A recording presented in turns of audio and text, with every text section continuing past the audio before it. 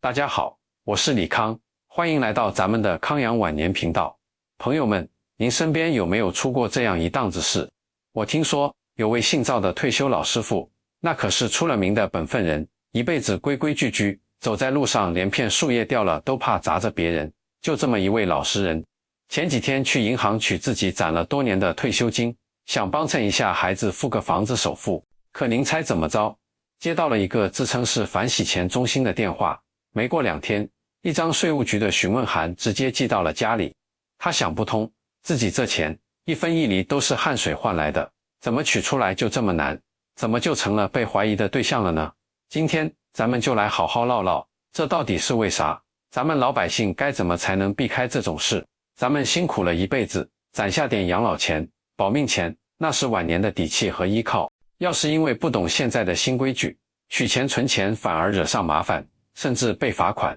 那真是哭都没地方哭去，太冤枉了。今天李康就严肃地跟大家聊聊这个话题，特别是要提醒大家，从今年这个12月开始，风向真的变了。如果您还照着过去的老法子、老经验去办业务，很可能就会撞到枪口上。在咱们细说之前，李康也想请大家帮个忙，动动您发财的手指，在评论区里打上平安顺利4个字。这不光是给咱们频道添份人气，更是给您自己讨一个吉祥如意的彩头。如果您还没关注康养晚年，请您一定点个关注，这样你就不会错过关于养老、理财、健康上的事了。好了，咱们话说回来，为什么我非要强调这个12月呢？这里头有讲究。根据最新的金融监管动向，还有国家对反洗钱、反诈骗的空前重视，银行和税务局这些部门之间的联动，现在是越来越紧密，就像一张大网，织得又密又结实。过去咱们总觉得银行管存钱取钱，税务局管收税，各管一摊，不相干。现在可大不一样了，现在是互联网大数据时代，很多信息都是共享联通的。您的每一笔大额交易，钱从哪来，到哪儿去，取了多少钱现金，在后台的智能系统眼里，都是一串串清晰的数据流。这套系统它没有感情，不讲人情面子，它只认设定好的规则和模型。一旦您的资金行为碰触了它设定好的那些异常标准，不管您实际上是好是坏，系统都会的一时间把您的账户标记出来，列为需要重点关注的对象。很多老哥老姐姐可能心里特别不痛快，会想，我这钱是我年轻时一点一点攒下的，是我劳动所得，光明正大，我凭什么要怕他查？我取自己的血汗钱，难道还犯王法了？您有这个想法，我特别理解，完全在理。但是啊，咱们得明白一个关键的变化，现在监管的底层逻辑跟过去有点不一样了。它首要的目标不是判断您的钱过去干不干净，而是判断您现在的行为像不像那些干坏事的人。比如说，诈骗犯怎么转移赃款，偷税的人怎么隐藏收入，他们有一套常用的手法。如果您的操作无意中跟他们的那些手法撞了衫，哪怕您的心是红的，钱是白的，系统也会先给您亮个黄牌，到时候您就得花费大量的时间精力去解释，去各个地方开证明，折腾一圈。要是解释的不清不楚，那真的可能面临罚款或者补税的处罚。您说这多闹心，多划不来啊。那么，到底咱们平常哪些不起眼的操作容易撞衫呢？从12月这个强化检查的时期开始，李康给大家划出3条绝对不能踩的高压线。我结合几个真实的例子，给大家掰开揉碎讲明白。这第一条红线叫做蚂蚁搬家式的取钱。什么叫蚂蚁搬家呢？我给您说个真事。我们街道有位周老爷子，70多了，攒了一笔不小的养老钱，大概200来万。他儿子想换套学区房，首付差点，老爷子心疼孩子，就打算把这钱取出来。可他听说一次取太多现金，超过5万，银行就得登记上报。他觉得麻烦，也怕被问，于是乎，老爷子就想了个聪明办法。他每天去银行取4万9，或者隔一天取一次，每次都不超过5万块钱。他心想，我这每次都没超限，神不知鬼不觉就把钱搬回家了，多巧妙。结果怎么样？钱还没取到一半呢，银行的电话就直接打到家里了。紧接着，税务方面的问询也来了。周老爷子当时就吓懵了，浑身直哆嗦，怎么也想不通，我明明守规矩没超5万，怎么还被盯上了？朋友们，这就是咱们的一个大误区啊！大家一定要记牢，现在那套聪明的监控系统，它最警惕的反而不是那种一次性、理由充分的大额交易，恰恰就是这种有规律的、频繁的、故意卡着限额来的操作。这在银行看来叫做拆分交易，是洗钱特征里非常典型的一种。您想啊，一个普通的退休老人，正常生活，谁会天天跑银行取49000块钱呢？这种行为在系统看来，就是在刻意规避监管，心里有鬼的表现。周老爷子这事儿，本来他如果一次性取200万，大大方方跟银行说明是给儿子买房，提供一下购房合同或者意向书，银行按规定上报是上报了，但理由正当清晰，根本不会有后续麻烦。可他这么一拆分，性质就变了，从正当用途大额取现，变成了可疑的规避监管行为，简直是自个儿往枪口上撞。所以李康千叮万嘱，千万别学这种蚂蚁搬家，为了省那一点所谓的上报手续，惹来天大的调查麻烦，真是捡了芝麻丢了西瓜。这第二条红线是资金的快进快出，或者叫借道过桥。这种事儿在很多家庭都可能发生。比方说，有一位刘阿姨，她想资助女儿一笔钱开个小店，但她担心直接给女儿一大笔钱，会不会被算作赠与，将来有税务问题，或者就是不想让亲家那边知道的太清楚。于是她就琢磨了个办法，先把80万块钱转给了自己信得过的亲弟弟，然后让弟弟再把钱转给自己的女儿。她觉得这样绕一道弯，账面上就乱了，别人查不清了。我告诉您，这种想法可大错特错了。现在的资金追踪技术厉害得很，每一笔转账在系统里都留有明确的、不可更改的记录，像一条发光的路绳。不管您中间绕了多少个弯，只要起始点和终点对不上，或者中间环节没有合理的商业理由或家庭赡养理由，系统一眼就能看穿这其中的把戏。刘阿姨这种做法，在监管系统眼里就是典型的结构化交易，或者空转资金，是洗钱和偷漏税常用的伎俩。特别是从12月往后，对于这种非直系亲属之间又没有真实交易背景的大额资金流转，查的会格外严格。到时候税务局要是问刘阿姨的弟弟，你这笔80万的进账是什么收入？为什么马上又转给了外甥女？他如果解释不清，这笔钱就可能被认定为是刘阿姨弟弟的意外所得或者营业收入，需要补缴税款和滞纳金。您看，本来是一片好心想帮女儿，结果把弟弟也给拖下水了，搞得全家不安生，这多冤枉呢！还有一种常见情况，就是老人房子拆迁了，或者卖了老房子，一大笔钱，比如300万，突然进了账户，这钱刚到账，1-2天之内就立刻被分成了好几笔，转给儿子50万，转给女儿50万，买理财100万，剩下的又转到别的卡里。这种大额资金到账后瞬间分散的模式，也极容易触发银行的风控警报。银行会高度警惕，这账户是不是被诈骗分子控制了，是不是在分散赃款。所以处理大额资金一定要稳字当头，让钱在账户里沉淀一下，分步骤有规划的处理，别像打仗冲锋一样急急忙忙。这第3条红线是关于现金的，就是现金存量太大，来源说不清。咱们很多上了年纪的朋友，尤其是以前做点小买卖习惯收现金的，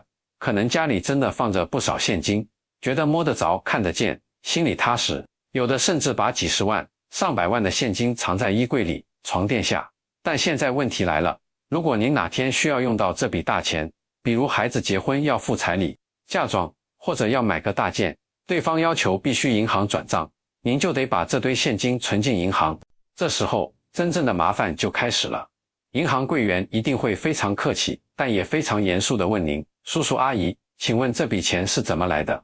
您如果说是我这么多年慢慢攒的，银行会接着问，大概攒了多少年？主要来源是什么？是退休金结余，还是以前的生意收入？有没有相关的取款记录或者收入证明？如果您只能回答就是省吃俭用存下来的，一直放家里，那么银行按照规定会对这笔存款进行严格审查，甚至可能暂时无法为您办理，或者办理后立即上报为可疑交易。因为反洗钱规定的核心之一就是严查大额现金的来源，无法说清合法来源的现金就被视为高风险。我认识一位吴大伯，是个老菜农，风里来雨里去，卖了几十年的蔬菜，硬是1毛1块的攒下了50多万现金，用塑料袋包着藏在米缸里。今年他想去存个定期，结果在银行被问得面红耳赤，他拿不出工资流水，也没有纳税记录，就是日复一日卖菜收的现金。银行工作人员虽然从心里相信他是老实人，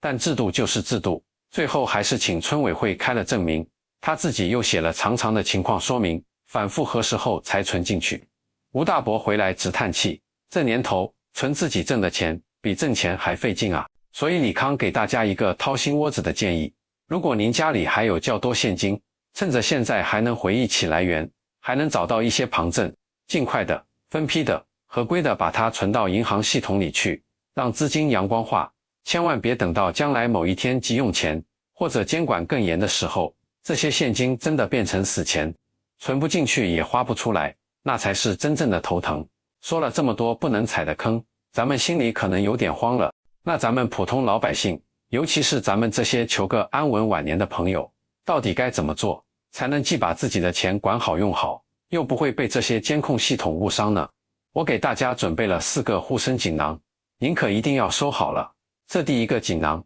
叫做坦坦荡荡，实话实说。大家千万别对那个大额交易登记有什么恐惧心理，它就是个常规的报告流程，在银行后台自动就完成了。只要您的钱来入证，用途名，您就大大方方地跟银行工作人员说明白。比如，您就是要取钱给孙子包个结婚大红包，或者取钱翻修老房子，您就直接说给孩子结婚用，家里装修用。如果金额特别大，您甚至可以主动提供一些辅助材料，比如结婚请柬的复印件、装修公司的预算合同，让银行复印一份留底。您越是透明，系统记录里您的这笔交易画像就越清晰，越合理，反而安全无忧。最怕的就是您心里没鬼，但行为躲闪，明明是正当用途，却支支吾吾说不清，那才容易引来不必要的深度关注。所以说，在金融监管面前，诚实是最好的策略，坦荡是最硬的底气。这第2个锦囊是多用转账，少摸现金。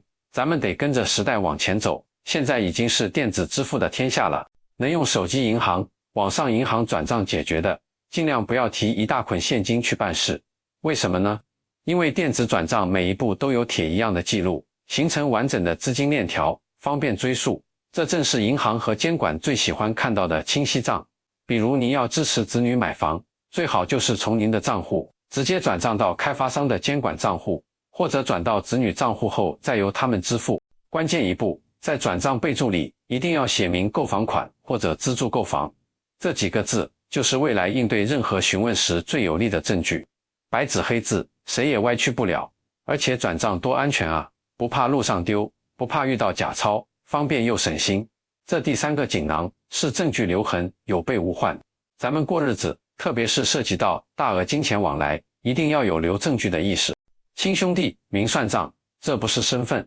是智慧和远见。比如亲戚朋友间借钱，哪怕关系再铁，也最好写一张简单清晰的借条，通过银行转账的转账凭证永久保存好。父母给子女的大额资助，如果担心将来有纠纷或者税务疑点，可以签订一份简单的家庭赠与协议，或者一起去公证处做个公证，花小钱买个大安心。这些纸片，这些电子记录，平时看着没啥用，可一旦遇到家庭矛盾、税务核查，它们就是保护您财产和亲情的最坚固的盾牌。特别是对于还有租金收入、有点小生意收入的朋友，哪怕用个本子记个流水账呢，什么时候收了多少钱，因为什么事都记上一笔。现在大数据查税非常智能，您的银行流水如果显示有持续收入，但您又没有任何申报记录，系统很容易就会发出预警。所以好记性不如烂笔头，把账理清，自己心里亮堂，也经得起任何检查。这第4个锦囊是分门别类，井井有条。很多老朋友习惯把所有的钱都放在1-2张卡里，退休金、理财收益、孩子给的生活费、逢年过节的红包全混在一起，时间一长，自己都算不清，更别说让系统看懂了。我建议您可以稍微花点功夫，把账户功能区分一下，比如指定1张卡专门用来接收退休金和进行日常的买菜、交水电费等小额支出，这个账户流水会比较频繁，但金额不大。再指定另1张卡，专门用来存放不动用的积蓄，购买理财产品，这个账户平时只进不出，或者只有大额操作。这样一区分，每个账户的行为画像就非常清晰了，一个是活跃的生活账户，一个是安静的储蓄账户，都在合理的模式范围内，系统自然不会轻易报警。还有一点特别重要，如果家里有子女在做小生意，千万叮嘱他们不要为了图方便，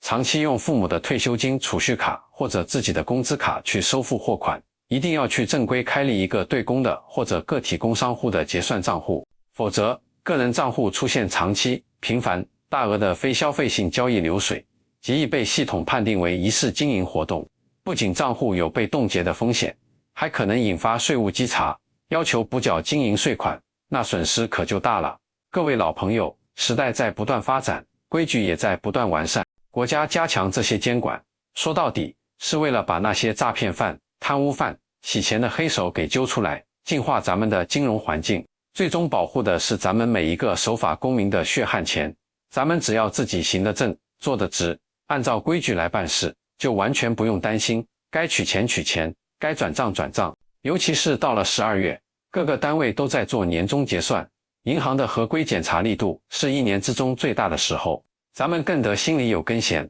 不要在这个节骨眼上去做一些容易让人误解的操作。凡事提前多想一步，材料稍微备齐一点，沟通时多说明一句，就能避免后面99分的麻烦。咱们风风雨雨一辈子攒下的这些钱，不仅仅是银行卡上的数字，那是咱们晚年的安心丸，是生病时的救命钱，也是想留给孩子们的一份沉甸甸的爱。咱们可千万别因为一时的不了解，或者抱着侥幸心理耍个小聪明，让这份爱变成了负担，变成了家庭烦恼的导火索。希望今天李康跟您聊的这些实实在在的话，能给您提个醒，能让您在管理自家钱袋子的时候，更多一份从容和安稳。如果您觉得今天聊的内容对您有帮助，请您一定给李康点个赞，并且把这条视频转发给您的亲朋好友，让更多兄弟姐妹们看到，都能避开这些看不见的坑。咱们最看重安居乐业，什么是安呢？心里踏实，不怕半夜敲门，就是最大的安。最后，李康再说一句，理财这学问，活到老的学到老，守财这门道，更是关乎晚年的幸福。别觉得自己年纪大了学不会，只要您愿意常来康养晚年坐坐，李康就永远是您身边那个可以聊聊知心话的朋友。我是李康，咱们下期再见。